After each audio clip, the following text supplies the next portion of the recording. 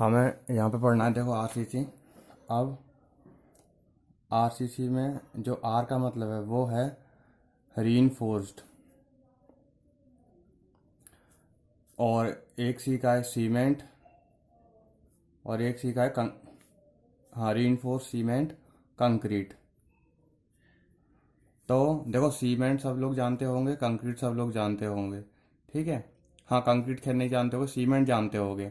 Reinforce का मतलब होता है कि जैसे हमारे पास कोई सा मटेरियल है, सपोज मानो जैसे कि गांव में क्या होता है कि जैसे गांव में जैसे मिट्टी होती है और जो गोबर होता है उसमें भूस डाल देते, मिट्टी होता है और गोबर होता है, ठीक है। तो उसको अगर तुम किसी दीवार पे या नीचे मतलब लीप दोगे तो वो उसमें क्रैक आ जाते हैं हल्के फुल्के, ठीक है। तो अब क्या करते हैं, तो फिर गांव में तुमने देखा होगा उसमें जो मिट्टी और गोबर होता है उसमें भूस और मिला देते हैं थोड़ा सा। अगर भूस मिला के उसको लीपते हैं तो उसमें क्रैक नहीं आते हैं। तो जो यहाँ पे जो जो भूस है वो यहाँ पे क्या कर रहा है, रीइंफोर्स का काम कर रहा है। रीइंफोर्स का मतलब ये होता है कि हमारे पास ये पहले से कोई एक मटेरियल था, अब इसमें हमने कोई एक ऐसा मटेरियल मिला दिया कि ये मटेरियल है वो इस पूरे मटेरियल की जो ओवरऑल स्ट्रेंथ है उसको क्या कर देता है, बढ़ा देता है। ओवरऑल स्ट्रेंथ को बढ़ाने को ही हम क्या बोलते हैं, रीइंफोर्स्ड। इसी तरीके से सीमेंट कंक्रीट, मतलब एक सीमेंट होता है और उसमें जो गिट्टी होती है, गिट्टी को इंग्लिश में एग्रीगेट बोला जाता है वैसे, ठीक है। कंक्रीट नहीं बोला जाता, कंक्रीट होता है मिक्सचर होता है, ठीक है। जो गिट्टी होती है इसको कंक्रीट नहीं बोला जाता है, तो इतना याद रखना है इसमें आरसीसी में, ठीक है। जो जो गिट्टी होती हैं इन्हें बोला जाता है एग्रीगेट, ठीक है। कंक्रीट नहीं बोला जाता, कंक्रीट होता है जब पूरा मिक्स बन जाता है उस चीज को कंक्रीट बोला जाता है, और केवल गिट्टी को एग्रीगेट बोला जाता है। तो सीमेंट और एग्रीगेट को मिला देते हैं तो बन जाती है कंक्रीट, मगर इसकी इतनी स्ट्रेंथ होती नहीं है। तो इसमें हम क्या करते हैं, इसको और स्ट्रेंथफुल बनाने के लिए इसमें स्टील की, इसमें क्या करते हैं, जो सरिया डाल देते हैं, सरिया सुना होगा, सरिया डाल देते हैं।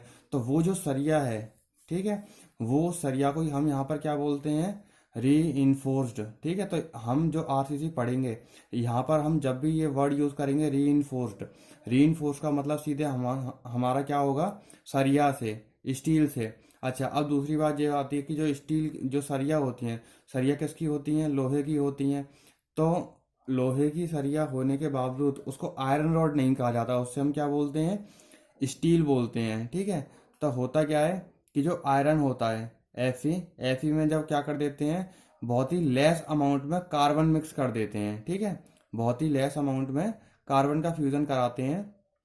तो ये जो कॉम्बिनेशन बनता है Fe plus very little amount of carbon, इस कॉम्बिनेशन को हम क्या बोलते हैं, स्टील बोलते हैं। इससे फायदा क्या होता है, देखो स्टील में कि जैसे ये सिंपल सरिया है, ये किसकी है, सिंपल सरिया, ये है एफई की, ठीक है। एफई मतलब आयरन की। तो इसकी इलास्टिसिटी तो खैर ज़्यादा होती है, मगर इसकी ब्रिटलनेस बहुत कम होती है। अब ब्रिटलनेस कम होती है तो क्या होगा, यहाँ पर तुम जरा सा भी लोड लगाओगे तो ये इस तरीके की शेप ले लेगी। अब किसी भी स्ट्रक्चर में मान लो तुमने कुछ बनाया और वो उसके ऊपर तुमने लोड लगाया, वो ऐसा शेप ले ले, तो वो एक अच्छा स्ट्रक्चर नहीं माना जाएगा, एक स्टेबल स्ट्रक्चर नहीं है और देखने में भी बेकार लग रहा है, ठीक है। तो इसलिए हम क्या कर देते हैं, अब यही जो आयरन की रॉड थी, यहाँ हमने क्या किया, इस रॉड में एफ ही था प्लस वेरी लिटिल अमाउंट में कार्बन और जोड़ दिया, ठीक है। बहुत बहुत कम अमाउंट में, बहुत ही माइन्यूट परसेंटेज में। तो अब जो ये रॉड बन गई, ये किसकी बन गई, स्टील की बन गई।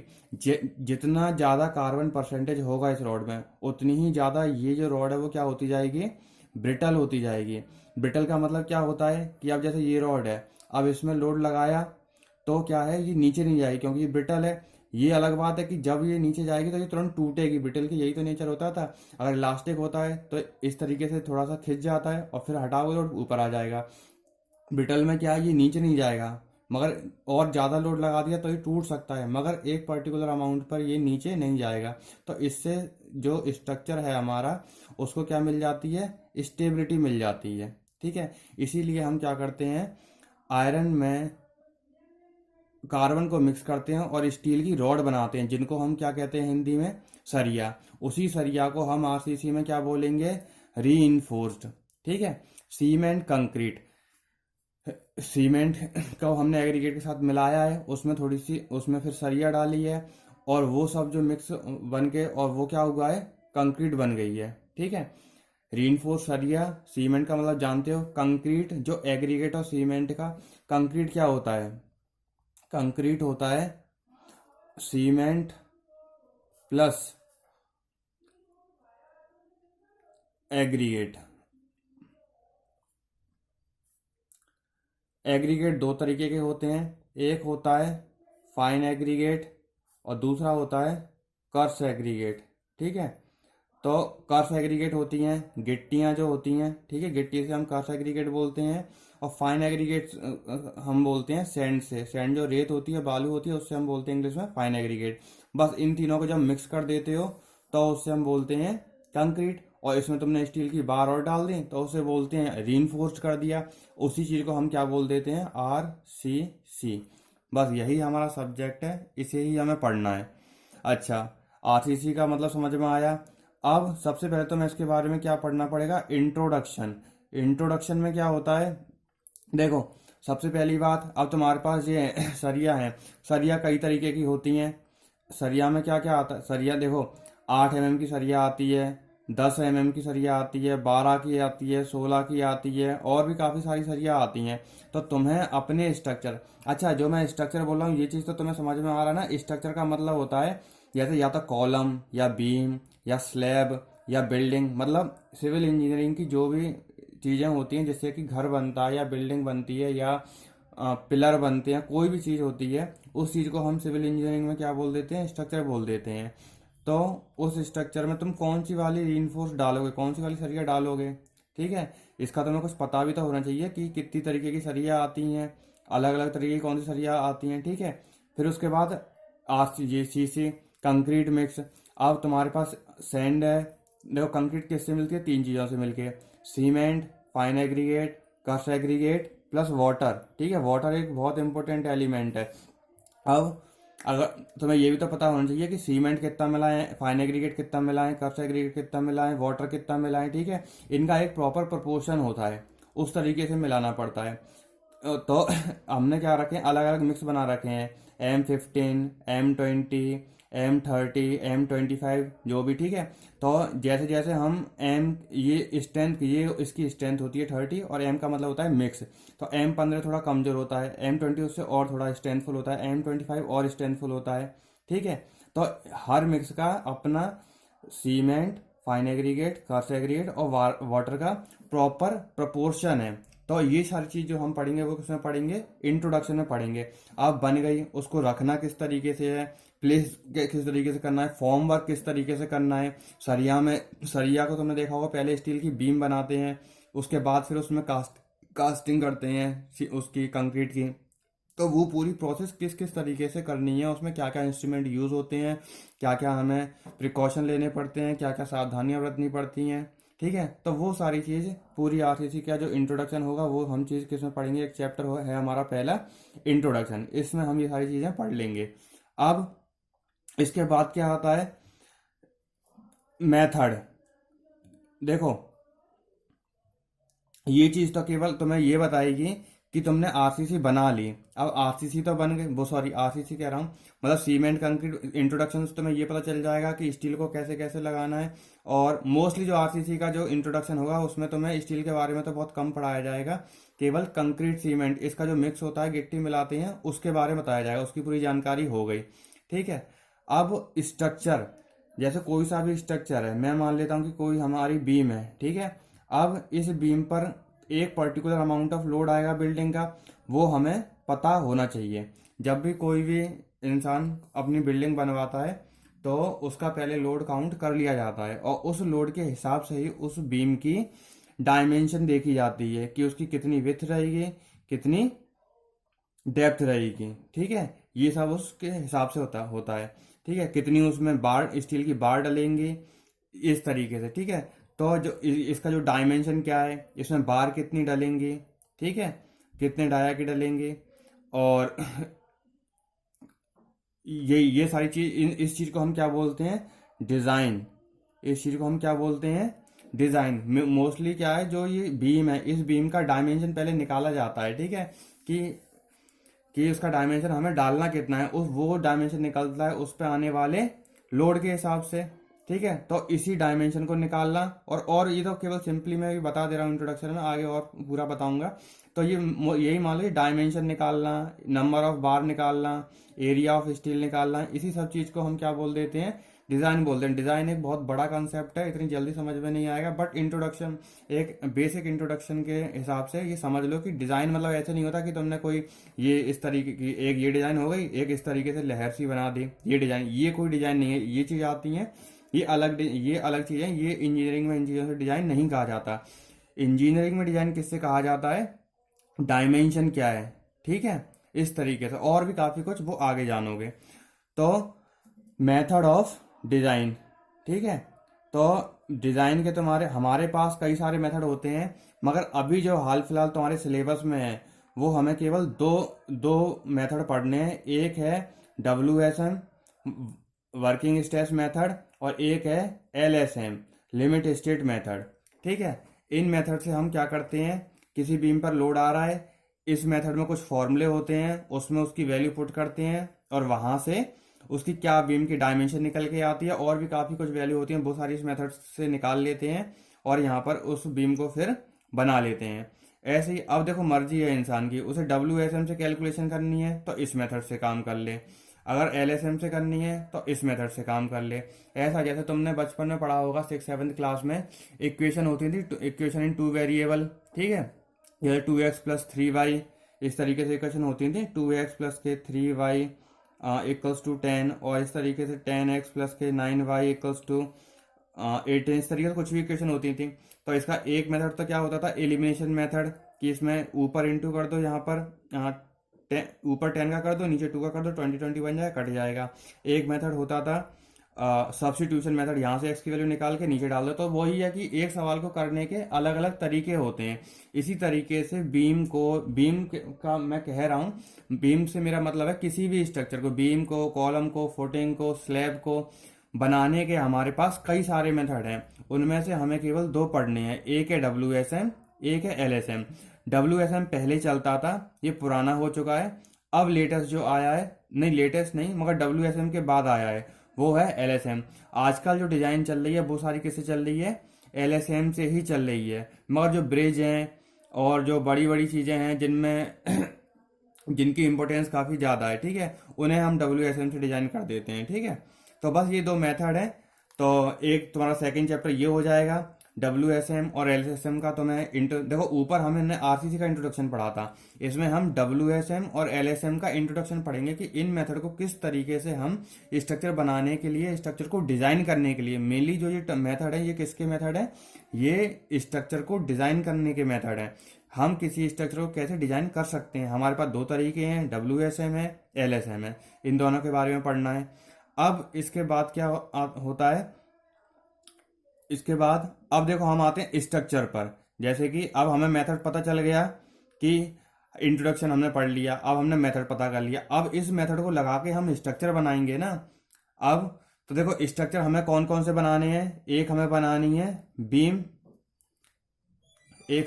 है बीम, और एक बनाना है हमें कॉलम, और एक बनानी है स्लैब, ठीक है। स्लैब कहते हैं जो लेंटर होता है, उससे यहाँ पे स्लैब कहा जाता है। अब बीम में भी क्या होगा, बीम में तुम्हें क्या क्या करना है, देखो यही देखो, स्ट्रक्चर कई सारे होते हैं, मगर तुम्हें केवल कितने पढ़ने हैं, केवल 3 ही स्ट्रक्चर पढ़ने हैं। एक बीम पढ़ना है, बीम को डिजाइन करना सीखना है, एक कॉलम को डिजाइन करना सीखना है, एक स्लैब को डिजाइन करना सीखना है। इतना करने, अब इसके बाद देखो फर्दर बीम में क्या होता है। अब इसमें इसके पार्ट होते हैं, एक कहते हैं हम सिंगली रीइंफोर्स्ड बीम, ठीक है, एक बोलते हैं डबली रीइंफोर्स्ड बीम, और फिर आती है शेप। देखो, बीम जरूरी नहीं है कि रेक्टेंगुलर शेप की हो, टी शेप की होती है, इन्वर्टेड टी शेप की होती है, एल शेप की होती है, और भी अलग अलग तरीके की शेप की बीम होती हैं। अब देखो होता क्या है बीम, इनको समझो।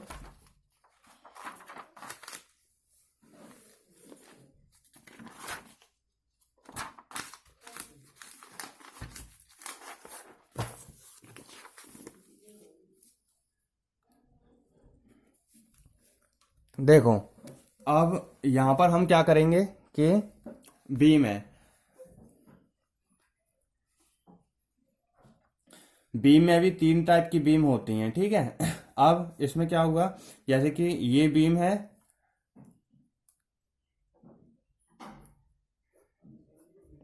इस तरीके से इसका फेस है, ठीक है।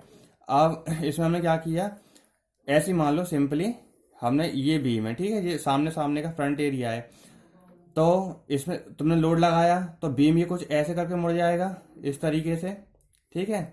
तो इसके जो नीचे वाला पार्ट होगा उसमें तो टेंशन आ जाएगा, और देखो जो ऊपर वाला पार्ट होगा उसमें कंप्रेशन आ जाएगा ना। तो जो स्टील होती है वो टेंशन में थोड़ी स्ट्रेंथफुल होती है, कंक्रीट थोड़ी जल्दी टूट जाती है टेंशन में, ठीक है। तो हम क्या करते हैं कि केवल सरिया नीचे नीचे की तरफ डाल देते हैं। अगर हमने यहाँ पे सरिया डाला होगा तो ये टेंशन का जो पूरा लोड है ये ले लेगी और यहाँ से बीम को टूटने से बचा लेगी, ठीक है। मगर काफ़ी बार क्या होता है कि लोड बहुत ज़्यादा होता है, तो ये जो नीचे की सरिया होती हैं इनसे भी लोड सहन नहीं होता। तो हम उस केस में क्या करते हैं कि नीचे तो सरिया डाली हैं और ऊपर भी सरिया डाल देते हैं। तो जब एक तरफ सरिया डाल रहे थे तो इसको हम बोलते थे सिंगली रीइंफोर्स्ड बीम। जब दोनों तरफ सरिया डाल दें इसको हम बोलते हैं डबली रीइंफोर्स्ड बीम, ठीक है। तो एक चैप्टर तुम्हारा हो जाएगा इसमें सिंगली रीइंफोर्स्ड बीम वाला, ठीक है। एक तुम्हारा हो गया डबली रीइंफोर्स वाला। आगे इसकी डिजाइन तो खैर चैप्टर में पढ़ेंगे, अभी तो तुम्हें इंट्रोडक्शन देखना है कि तुम्हें आपके सिलेबस में पढ़ना क्या क्या है और क्यों पढ़ना है। अब स्ट्रक्चर में जो दूसरी चीज थी वो क्या थी, वो थी कॉलम, ठीक है। कॉलम में कुछ नहीं, कॉलम की डिजाइन पढ़नी है बस, वो कॉलम के अंदर ही पढ़ेंगे। इसके बाद क्या है, स्लैब। देखो स्लैब दो तरीके की होती है हमेशा, एक होती है वन वे और एक होती है टू वे। दो तरीके की स्लैब है। तो तुम्हारे पांचवा चैप्टर एक ये हो गया कॉलम वाला, एक स्लैब वाला हो, एक वन वे स्लैब हो जाएगा। स्लैब का मतलब लेंटर जो होता है उससे बोलते हैं। एक टू वे स्लैब होता है। ये देखो दो अलग अलग तरीके की मैकेनिज्म, मतलब अलग अलग तरीके से काम करते हैं। तो दो तरीके से स्लैब बनाई जाती हैं, दोनों तरीके के तुम्हारे सिलेबस में है और दोनों ही पढ़ने हैं, ठीक है। इतना हुआ। अब देखो ये सब हमने डिजाइन करी, ये किसकी कर दी, आरसीसी की कर दी। अब देखो बहुत मेन चीज होती है कि जैसे हमने ये इसमें सरिया डाला तो ये सरिया इससे पकड़ भी तो करना चाहिए, नहीं पता पड़े कि ये सरिया अलग रह गया और आरसीसी वो जो कंक्रीट थी वो अलग रह गई, तो ये प्रॉपर तरीके से काम बीम नहीं कर पाएगी। तो हमें ये इंश्योर करना पड़ता है कि प्रॉपर तरीके से ये कंक्रीट इस सरिया को पकड़ ले। तो इसके लिए हम क्या करते हैं, इसमें कुछ चेक लगाते हैं, जैसे कि चेक कह लो या फिर मतलब कुछ टर्म है। तो जैसे कि इसमें हमें शीयर पता, अच्छा जब भी कभी तुमने देखा होगा स्टील की जब बीम बनाते हैं कास्टिंग करने से पहले, तो उसमें ये तो सरिया डाल दें, फिर इस तरीके से रिंग सी डालते हैं, चौकोर चौकोर रिंग डालते हैं, ठीक है। इनको हम क्या बोलते हैं, इन्हें बोलते हैं शीयर स्टिरअप, ठीक है। जो ये रिंग होती है इसे हम क्या बोलते हैं, शीयर स्टिरअप। ये है शीयर स्टिरअप होती हैं। तो ये क्या कर, तो हमें ये भी डिजाइन करनी पड़ती है कि कैसे कैसे शीयर स्टिरअप डालेंगे, ठीक है। और दूसरी बात, जब भी हम बीम डालते हैं तो ऐसे करके यहाँ से थोड़ा सा मोड़ देते हैं, थोड़ा एंड से मोड़ देते हैं। और काफी बार क्या कर देते हैं, ऐसे करके इस तरीके से मोड़ देते हैं, ठीक है। रिंग भी देखी होंगी इस साइड से, या तो ऐसे कर इस तरीके से मोड़ देते हैं। तो ये शीयर स्टिरअप हो गई। और ये जो मोड़ते हैं इसे हम बोलते हैं डेवलपमेंट लेंथ, ठीक है। डेवलपमेंट लेंथ का मतलब तुम उस चैप्टर में ही पढ़ोगे। तो एक चैप्टर तुम्हारे में और है शीयर एंड डेवलपमेंट लेंथ। कितने चैप्टर हो गए थे, 7 तक हो गए थे। एक चैप्टर तुम्हारा 8 में ये वाला हो गया, इतने चैप्टर हो गए। अब इतने चैप्टर इतने होने के बाद अब एक चीज जो तुम्हारे में आती है वो आती है, अच्छा एक चैप्टर तुम्हारे में एक ऐसा और है, जैसे मैंने बताया था कि यहाँ पे हम इंट्रोडक्शन पढ़ेंगे एलएसएम डब्ल्यूएसएम का। अब देखो मैंने तुम्हें पहले बताया था कि डब्ल्यूएसएम और एलएसएम दो मेथड है, मगर डब्ल्यूएसएम अब खत्म हो चुका है, तुम्हें बस थोड़ा सा ही उसका इंट्रोडक्शन पढ़ना है। फिर जितनी भी जो हम ये डिजाइन पढ़ेंगे ना, singly doubly column slab one way two way, ये सारी चीजें हम किससे पढ़ेंगे, कौन से वाले मेथड से पढ़ेंगे, एलएसएम से। तो एक अलग से चैप्टर बना दिया तुम्हारा एलएसएम के लिए, एक डब्ल्यूएसएम एलएसएम का इंट्रोडक्शन है, एक एलएसएम का अलग से चैप्टर है। तो ये चीज बना दी है। अब एक चैप्टर आता है, देखो जैसे आरसीसी होती है ऐसी एक होती है कंक्रीट प्री स्ट्रेस कंक्रीट। तो ये देखो आरसीसी की डिजाइन बिल्कुल अलग होती है और प्री स्ट्रेस कंक्रीट की डिजाइन अलग होती है बिल्कुल, ठीक है। प्री स्ट्रेस कंक्रीट जो हम ऊपर पढ़ते हैं, जितने भी सिंगली डबली इन सब में फॉर्मूले पढ़ेंगे, वो प्री स्ट्रेस में काम नहीं आएंगे। यहां तक जो चल रहा था ऊपर तक, ये पूरा क्या चल रहा था, आरसीसी चल रहा था। और अब जो जो एक चैप्टर है ये प्री स्ट्रेस वाला, ये प्री स्ट्रेस कंक्रीट का अलग ही कंसेप्ट है, इसके फॉर्मूले अलग हैं, इसका मैकेनिज्म अलग है लोड लेने का, इसको बनाने का तरीका भी बिल्कुल अलग है। ये साइड इस तरीके से, तो ये बिल्कुल अलग ही चैप्टर है, ठीक है। जैसे आरसीसी है, इसी तरीके से एक प्री स्ट्रेस कंक्रीट है, पीएससी, ठीक है। तो बस यही तुम्हारा इतना सिलेबस है, इसी सिलेबस को कंप्लीट करना है, और यही पूरी आरसीसी है डिप्लोमा लेवल की।